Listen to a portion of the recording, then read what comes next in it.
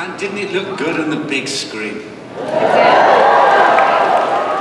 Which leads me to another announcement. When this special goes out, and we hope certainly it's in our year, but when this special goes out, it will also, in selected cinemas around the world, to complement that first broadcast, be available to you on the big screen. Full-size Benedict and Martha. Details to be announced later, because I don't know them right now.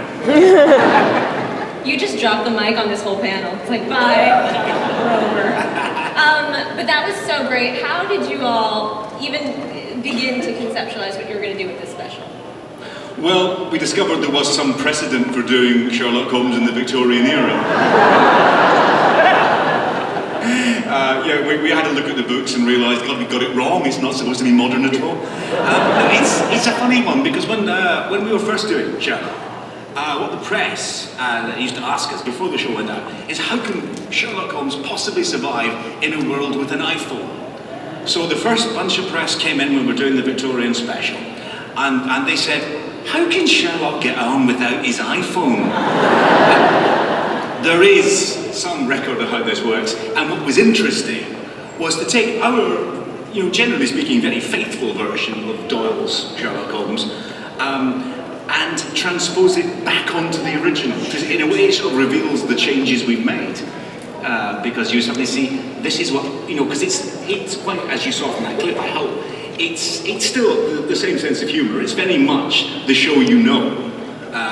It's not gone Basil Rathbone and Nigel Bruce. It is Sherlock as you know it, but in the correct era, which was, for a couple of fanboys like me and Mark, unbelievably thrilling. And Sue had to talk us out of just keeping it that way permanently.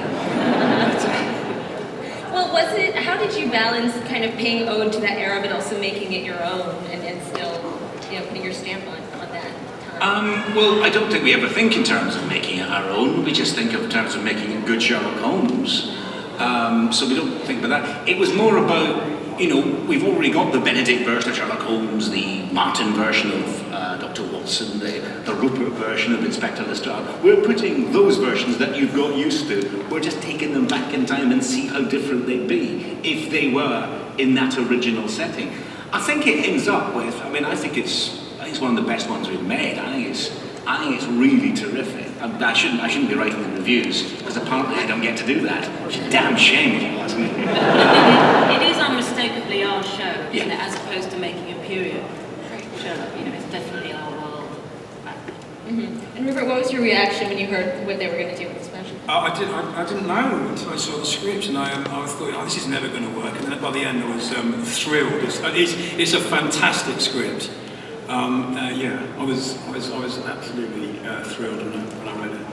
What's going on with Lestrade's hair in the special? Because that was like all the talk. I decided, I made an artistic decision to put two hedges on my cheeks in the form of Victorian chops. So look forward to that. You'll see a door and then you'll see a hedge coming, and then it'll be half a minute later, Lestrade. So we've already heard sort of the clue ghosts in regards to this special. Can you elaborate on that a little bit? Explain how you got to that theme? No. Have you seen my interviews before? They were going to ask Ghosts, anyway. it's abundant, isn't it? Surely it's obvious. Surely you could deconstruct the whole thing from that. Right. But in terms of just, what was the appeal of doing sort of this standalone story? Because I heard it doesn't really connect to Series 4, well, it's in its own obviously directly. Because it's Victorian. And when Mark and I decided that's what we wanted to do, we thought it has to be a standalone special. We can't make that as one of the episodes of one of our gargantuan runs of 3. We have to make that on its own. So we went to Sue and said, could we get a special so we can play it dressing up through it? And we did. So it is separate from the background, except it's like a game of variations. It's the variant on our show that's more in keeping with the original. And what challenges did you face in terms of filming? Because obviously you have the costumes look amazing in that little sneak peek. What went into all of that? I mean, the costume department, they had a great time. Also, again, they tried to take our Sherlock into the past. So if you look at Benedict's costume, it's still got a little red on his suit and things. But it's hard. It's a lot harder to shoot Victorian, especially in modern London. You know, obviously all the background. Our director was very fun of them. He said all the background extras. He said if you look at all the period things, quite often they're just walking really slowly. I don't know. Yeah. So he made all our extras walk really fast in the background. I think it's just that they walk past slower, and you don't need as many generally. And how fun was this to film? To like kind of, you know, don. Well, one of my favourite moments of it was because you have to kind of reimagine your character in a different culture, which is the culture of the past. Never had an iPhone yet. Yeah, but just like what would that character wear? You know, going to an old costumier and finding amongst the racks of old moth-eaten costumes something which kind of fitted Lestrade. In our version of Lestrade was great fun for me. It was kind of part of the challenge, which I had great fun doing. Mm-hmm. And the other thing you said as well is about the women, that they didn't really. Yeah, one of the things that which just as we started to work out where each of our characters fitted, one of the problems you have with the original, which we address a lot in the modern series, is for the most part the women in the original Sherlock Holmes stories don't really speak very much. Mrs. Hudson barely gets a line. We'd sort of forgotten that because we built Mrs. Hudson into this incredibly exotic creature with incredibly exotic past, and it's Eunice Stubbs being amazing. You suddenly realise, I don't think the original speaks until one of the stories in his last bout. I mean, he's literally that big. And the other character, Mary Morrison, doesn't really do anything after she's stopped being the centre of the mission. So, and there isn't a Molly Hooper. We'd forgotten we invented Molly. How could you have Sherlock Holmes without Molly? So the question was, what are we going to do about it? Because we have to be honest to the era. Which was, an unbelievably sexist era. We'll be honest to that. We can't pretend it wasn't there. But how do we bring our characters into that era in a way that, our female character, in a way that absolutely makes sense? That becomes really quite central to the story. Oh, interesting. Yeah, there you go. You've heard something. Oh, I know. You've had a vague conceptual idea. Hey, I'll take it. I'll take Spin for it. that. To turn things a little bit to your gargantuan run of 3 that you have coming up series 4. Wowzers. Yeah. What's the progress on that? How's the writing been? How's the writing been? How has the writing been? How has the writing been? It's been very, very like Doctor Who, because that's what I've been writing. No, I sent you and Mark to the Criterion restaurant. All right, yes, we have, Mark and I have had a meeting. We've had several meetings, but we had one where we actually got paid for food. So that was good, I had to do something. So we've spoken about it. We haven't started writing. We know very, very clearly what stories we're doing, where each episode goes, what the shattering, emotionally draining, you'll never be the same again, you'll never stop crying cliffhangers will be. And we now just have to build up, a faint illusion of hope that we might not be so evil. Around the stories to sucker punch you into emotional devastation. So excited for it. I could voice the trailer, shouldn't I? Come along and be terribly upset. Rupert, do you have hopes for season 4 in terms of your character and what you'd like to see? I love the surprise of not knowing. I actually do like it. I'm always happiest with Lestrade when he's been the copper. So, I'm happy just kind of doing the same shit. Oh, please be aware there may be members of your audience maybe under 18 years of age. I would worry.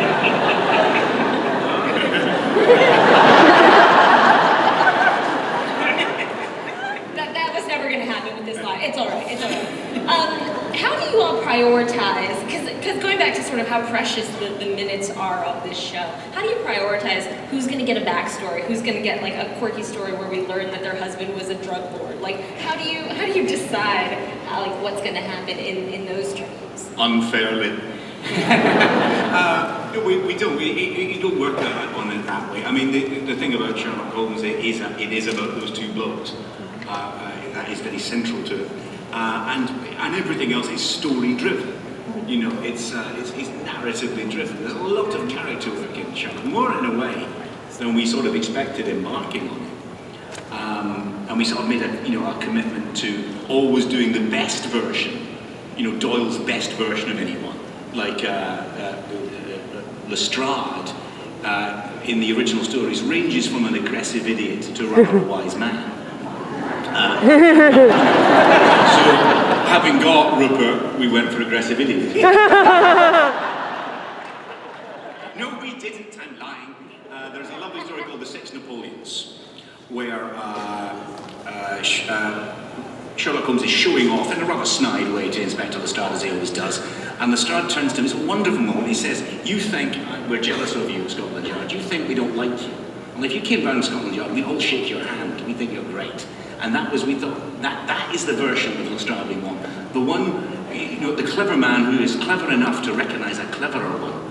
And to be, to have no shame in going to him for help and assistance. And for Sherlock to be the dick. Sorry, everyone. Who doesn't appreciate that Lestrade just really likes him and admires him, and is one of his best friends who would always be there for him. Both Sherlock and, in a way, John are both running around thinking, Inspector Lestrade's rubbish compared to us, and he's actually the nice guy. He's the decent guy. He's a great copper, that's the idea. I felt like that really came out, especially in season 3, like when Sherlock was missing. Was that like fun for you to play and to see that growth? Can you talk about like how he's kind of changed from almost like what we thought was going to be like a bubbling detective to season 3 of the growth that we saw? Yeah, I think Stephen and Mark have really developed the relationship and warmed up the relationship between Sherlock and Lestrade. But I think I think that when he sees Sherlock, I think he doesn't expect to react as he does. I think he's kind of kidnapped by his own emotions, or hijacked by his own emotions, really. And that's another great thing to play. And so a bit more of that piece in season 4. Thank you very much. I think the lovely bit you do, just before you hug Sherlock, is you go, "Oh, you bastard!" It's the reaction. It's just the thought of. You see the thought on your face, thinking, "Of course you're alive. Of course you bloody well are." And then you give him a big hug, and I think that's and Sherlock doesn't know what the hell to do. And that's really in series 1, where you said we don't want to have a gang show. Lestrade wouldn't always be. Yeah. In the shows, we did one episode where Lestrade wasn't there. Do you remember? Yeah. I do. I was at home swinging my legs. Oh no, we miss you. Skinning cats. Yeah, we did worry about, because in the stories, as those of you who read the stories would know, Lestrade's only in 5 or 6 of them. He's a different inspector, which sort of makes sense. Now, having one who really, really worked, Mark and I came up with the logic that whenever Sherlock gets involved with the police, someone phones Lestrade and says, wherever he is in the world, and says, come home from holiday, go to Dartmoor, and stop him punching any policeman. Just get him right now. So that justifies why it's always Lestrade's case that Sherlock's involved. Yeah. You also had like one of the best reactions in the finale, I think, because it just said, "Oh, expletive." Like when he saw Moriarty like on the screen, I felt like you just have some of the best reactions like in the script. Yeah. I agree. The best reaction though is when Sherlock. Yeah, when Molly comes around at Christmas and Sherlock says that your wife's still having an affair. Yeah. And it goes on, your eyes just keep going for about another minute thinking, oh no, she is still having an affair. That's in Scandal and Belgravia. Go and look at that. Look at his Watch eyes. Rupert's face after Sherlock makes his deduction about the PE teacher. And Rupert just goes on for about 30 seconds going, yeah. How much of that is scripted and how much is just the actors? Like some of those little this show is probably one of the most nuanced shows on television. Like just those little moments can like become a GIF instantly because of how good this cast is. But is it scripted? Well, that moment was not scripted. That was entirely Rupert just going through the process and trying to distract attention from anyone in front of him. But that's good. But one of the things about comedy in particular, which is so important, is it's not what you say. It's not the funny line you say or the funny thing you do. It's who you did that or said that in front of. The laugh comes not on the joke, but on the reaction to it. That's why brilliant comedy actors are so rare. because that, Benedict will say something outrageous, and we cut to Martin, or we cut to Rupert, and that's where the joke comes. That's where the laugh is. In that moment where someone tells you in a way what to think about that. Mm-hmm. Well, then how is that different from, like, say, those great gut punches that you all do, like those moments that leave us emotionally destroyed? How is that different? What is the drama in? Is it in somebody else's reaction, or is it just on the person that has that moment? Oh, well, comedy's a different beast, and a very, very complicated one. To a gut punch moment is all in the construction of the story in a way. Before we get to the acting, it's all about the backswing that you didn't know was there.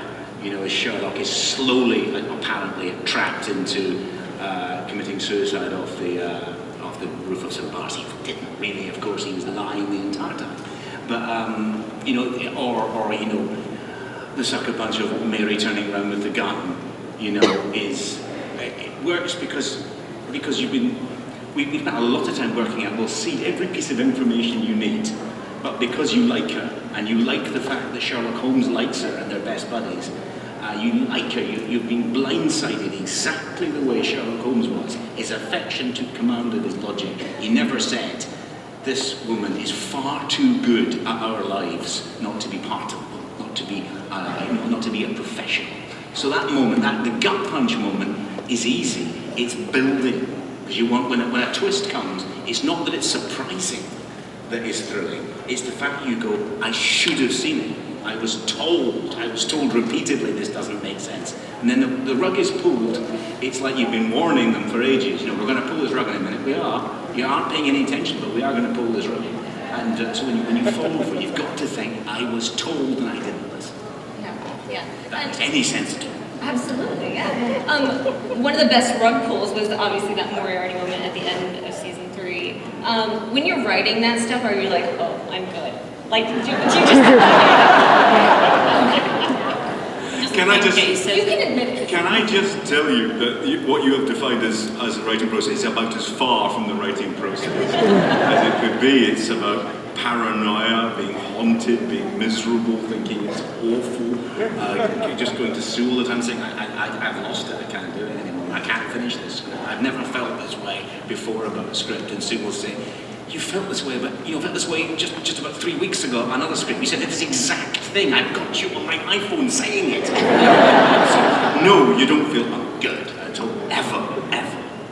No. And then there's about 10 seconds of him finishing the script, and he goes, yes.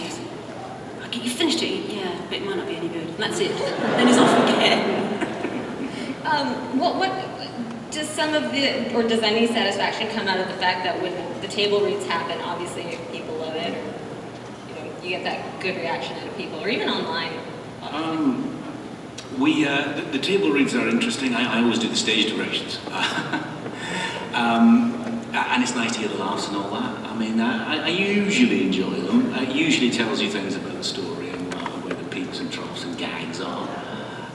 The reaction to Sherlock now is so extreme and huge that you can't really read it. You can't learn anything from it because particularly people who react the most vocally feel a level of investment in the show that is sort of almost makes it impossible to enjoy.